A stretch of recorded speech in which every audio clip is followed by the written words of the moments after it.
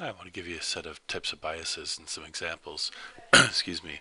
I'm going to start at the bottom and go to the top. Age bias. So, what if I went and I asked all the kindergarten kids what they think the best music is or the best app to buy for their phone or whatever? They're certainly going to give me a different kind of information than if I was going to ask a bunch of adults, right? So, if you're targeting that, that's okay. But if you're trying to find what the best type of music is and you only ask kindergarten kids, then you're going to have an age bias. Convenience bias says I can't be bothered to go and ask everybody in my school, so I'm just going to go and sit in one classroom, and whoever happens to come by at that time when I feel like doing it, I'm going to ask them what they think about the new yearbook coming out. All right, so I'm not really going out to make sure I'm finding everybody. I'm just going to make it easy for me to find things. Okay. Economic bias.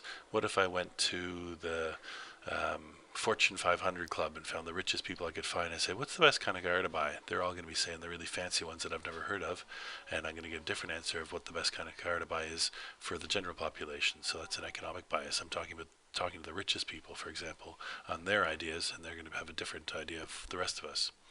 Self-selection bias gives us an example of if you leave a bunch of forms at the counter for someone to pick up and answer, then only people who really care about that information are going to answer it. So you're not really getting a good survey of a lot of people. You're only finding people who feel like answering it. So people who, if it was about iPhones, you're only going to find the people, who care about iPhones are going to answer that kind of thing. Last one, cultural, is a little bit trickier, but it's the idea of saying I think one way and you might think a different way. So based on your culture. So I'll give you an easy example. At Christmas time, we buy Christmas presents, and what's going on is some people don't celebrate Christmas, right? So if I was interviewing them about what Christmas presents to buy, that's a cultural thing. Then maybe they don't even celebrate Christmas, so that's not a fair question to ask. Okay, so hopefully that helps with the quiz. Thanks.